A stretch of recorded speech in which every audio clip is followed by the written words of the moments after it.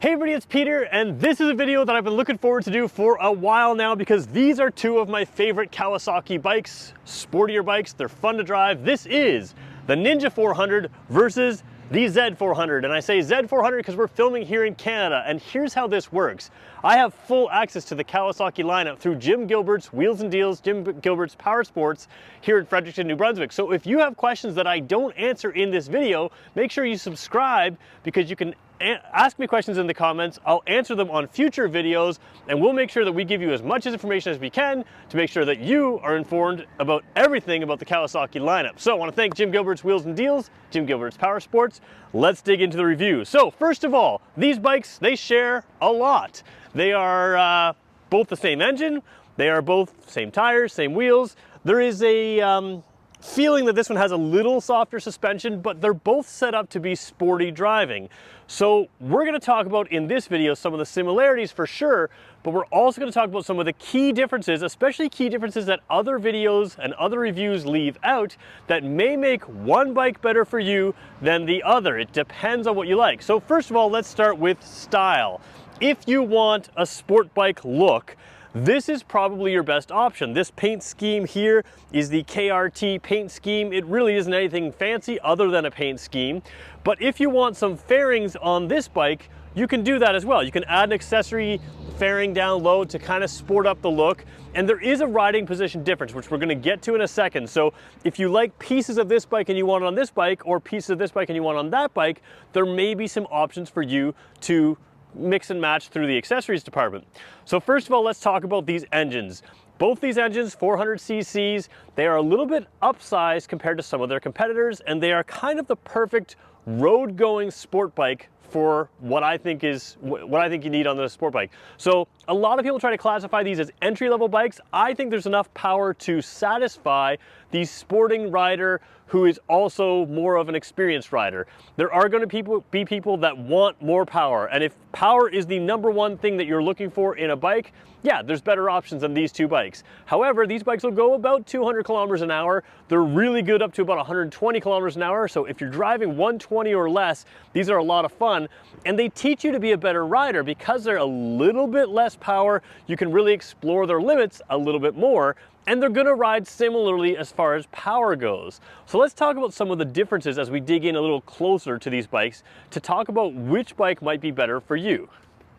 So the first thing I want to talk about is riding position. It seems to be what every review talks about. So I'm about 6 feet tall, coming across on the Z400 here. My foot peg position is sort of where it is, and it's very similar to me on both bikes. If I put my foot back like this, my heel, my size 11 heel, when I put my toe on the foot peg, like just barely off the foot peg, my heel is on the heat shield for the motorcycle. However, if I put my foot where it goes, it's off the heat shield. It's going to be the same thing for the Ninja 400. My arms are spread out, and I've got my right hand on the front brake, and we'll balance out here.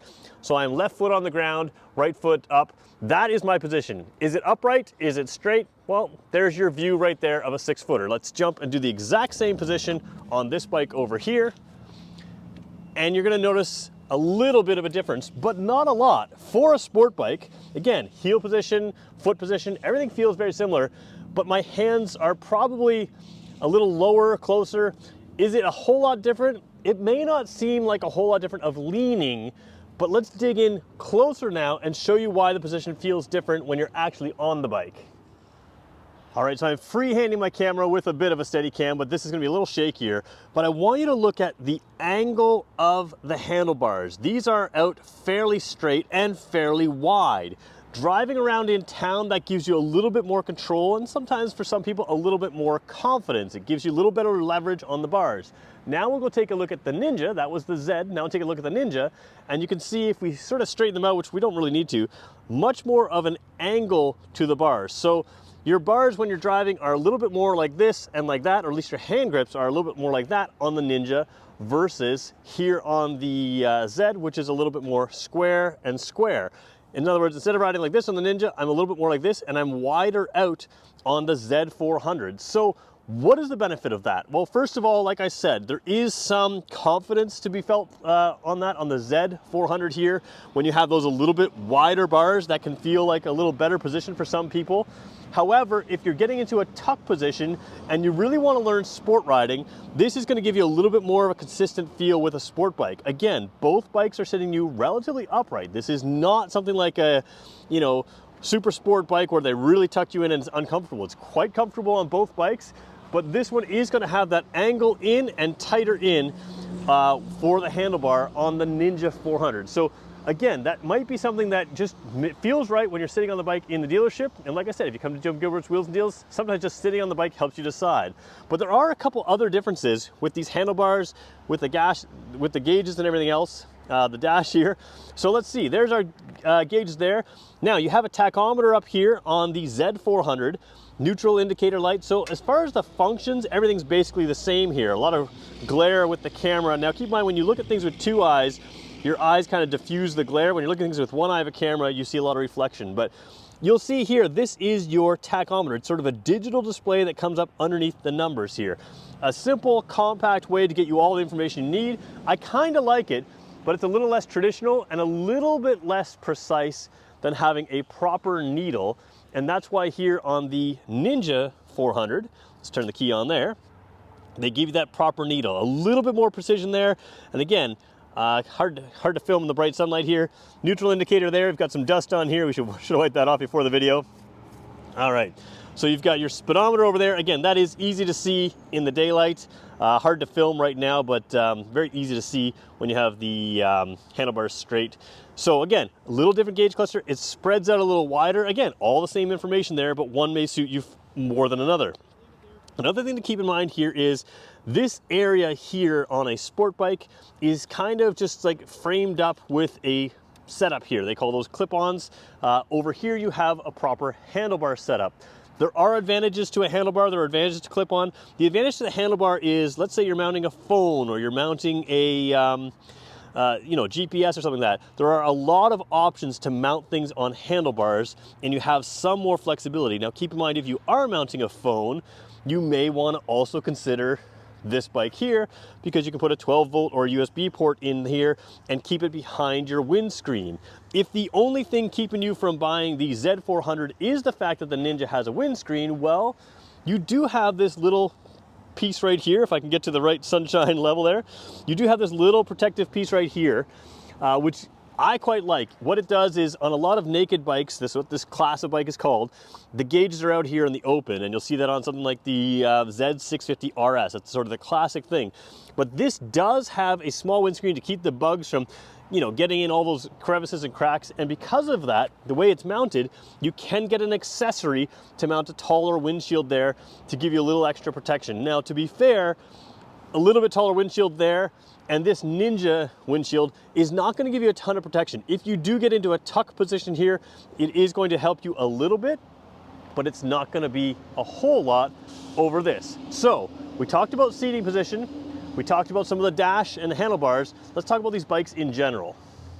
Taking a look at the Z400 controls here, they are identical on both bikes, so they're the same thing. I can show you both, but they will work a little differently. So in what you do is what I'm getting at. So high beams are there, low beams are always on. There is a little flash to pass trigger right here. So you can flash your high beam just like that, which is super, super handy. You have really good quality feeling controls here. So again, you can hit those signals there and tap it off, feels really good. The horn is very loud on both bikes. Now, when you are operating these headlights, they operate a little differently because the headlights are actually different on these bikes. As we come around the front here, the Z400, both LED lights, so you have the LED single sort of setup there, or sort of a single, looks more single, where this looks a little bit more separated here. You have a different look there with those headlights, and you may prefer one over the other. You can see these are really just your daytime running lights on right there. Your headlights will be in there, and both these lights are on. On previous Kawasaki bikes, before they went to some of these LED bikes, sometimes you would have a low beam here and a high beam there. They are both on, so you do have full lighting right there. But again, there is a little bit difference in that. Over on the right side of the handlebar, you have your throttle, of course. And because I'm holding the camera in my right hand, I'm going to have my left hand over here. Kill switch, start switch. That's really all you're getting there. So simple, simple stuff, easy to control. The next difference I want to talk about is the mirrors. You can see me there in the mirror, and the mirrors are identical, but they are placed different, and that means they're going to give you a different type of view. So when I say they're identical, what I mean is this overall shape here. It kind of comes up, flat on the top, come up around there. So you've got that shape, you've got the aerodynamics right there. That is mounted to the handlebar here on the Z400. When you look at the Ninja 400, there's a totally different mounting point. So instead of mounting it on the handlebar, it's considerably more forward on the fairing. Both of these are relatively buzz-free positions, so there's not a lot of vibrations in there, but you do have the benefit of positioning, which means that one is going to be better for you than the other. What is the difference? When you're on the Ninja 400, again, the Ninja 400, think of it more like a highway bike, a sort of country highway style bike. Because they're forward and out, you have a good view behind you. When you move the mirrors, the identical mirrors, to the handlebars over here, what you end up having is they're closer to your body. Closer to your body gives you a wider angle view back behind you. So driving around in town, that wider angle is going to help. And again, there's no difference in the mirrors. It's just if you've ever held a bathroom mirror up way away from you or way close to you, you can see that they'll give you a wider field of vision. So I don't know if we can sort of see, you can see more of that line when you come close, less of that line when you come further, and that's kind of the feeling you get. Now both are very good, they both clear you, but there is a difference between the two mirrors because of the positioning, even though they're the exact same mirrors. Let's talk about a little bit of practicality stuff. The back end, we talked about lighting in the back. The lighting on the back is basically identical. I can't see with my eyes any difference. There is a little benefit down here that I think a lot of people miss. There's a little clip in here, and there's a little clip by the passenger foot peg, if I can get my camera to cooperate with me. Oh, it's moving on its own. There we go. A little clip down there as well. That allows you to take something like a tail bag, which I prefer over taking something like a tank bag. Put the stuff behind you, you don't have to put it on your back, and both bikes have that. So you do have the ability to live with these bikes every day by taking a little extra gear along with you on the back side of both the bikes, and you can see it here on this side. Same thing here, the little clip right there. Oops, come on camera, there we go, a little clip right there. And again, if we fold down that passenger's foot peg there, that little clip right there. So it gives you a little bit of an advantage to take a little bit of extra gear, even though they're sporty style bikes. When you're talking about these smaller sport bikes, we got to talk about safety, and both bikes do this very well. You've got a little ring down here, which is an ABS type sensor in your solid, I think they're 30 centimeter or 300 millimeter discs that are pedal style discs. Now that pedal styling Kawasaki's moving away from. The theory was it used to give you some heat dissipation. On a bike that goes as fast as these do and drives like these ones do, it's probably not making a huge difference. Something like a bike like this with a 1000cc engine has actually the rounded calipers without the pedal style, but you still have the drilled rotors, which again helps dissipate heat, and that ABS I think makes a big difference on a bike like this. Both these bikes, if you grab a little bit too much brake, the ABS will be able to kick in and try to keep that wheel from locking up, which can really help. So overall, you've got strong brakes, a good engine, and you want an engine that is fun but isn't scary. Although this 400 can be a scary bike, it's certainly got enough power to do that. You've got brakes that can match that and pull you right in, and it's identical on both bikes, which I think makes a difference. One more minor styling difference I want to point out is where the signal lights are located. They are above the headlight on a little stalk out here. Now, sometimes they're down low here. They're still very well protected if you were to drop the bike. I don't see any issues there, but they are rubber mounted here inside the handlebar, so probably not gonna, come in an impact if you were ever to drop the bike. Down here, you've got them mounted into the fairing, a little bit more aerodynamic styling there, and so there's no stock there. Again, just a little different styling difference on each bike within the fairing and separate from the fairing. One other styling difference that you're gonna notice is there's a little bit of a green tape line here where there's nothing on the Z400. So again, a little more sporty look to the Ninja, which makes some sense. So let's talk about living with these bikes. We talked about the power. You do have enough power to scare you. These are good bikes, but I don't think you'll be scared on them because it's also very controllable power. And these bikes are really not designed for the racetrack, although this bike, there's plenty of people online that have tweaked this bike up to make it an excellent racetrack tool. To me, you're gonna go for this bike if you want something that you can really move into that sport bike category. Again, if it's just styling you like, both to me are equally comfortable even if they're different. But this one does give you a little bit more ability to feel that sport bike feel with the way those handlebars are kind of tucked in, the way you can sort of tuck into the feel. And I think this will take you a little bit further if you're preparing to maybe consider track days in the future, or if it's just the style you like. This bike, although you can still do track days with it, it's really a street bike. It's still gonna teach you everything you need to do to get to be a better rider. If you're an experienced rider, it's just a fun little bike to have around. The wider handlebars with the more straight spread instead of the tight tucked in, they may be something that you prefer. It may be something that you wanna try out, and that may be a good reason to go with this.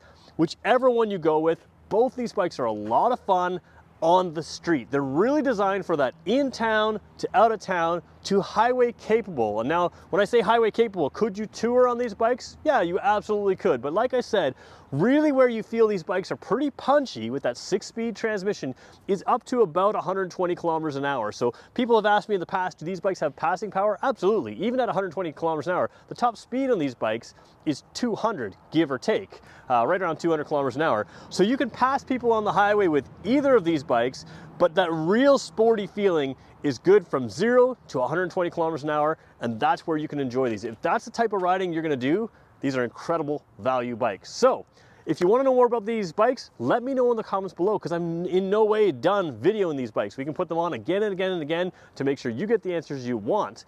And if you want to see them in person, swing by Jim Gilbert's PowerSports here in Fredericton, New Brunswick. They are a destination store. They just started with the Kawasaki line not that long ago, just a few years ago, and they are the #1 volume Kawasaki dealer in the country. They are absolutely, like I say, a destination store worth coming to see. Thanks everybody for watching.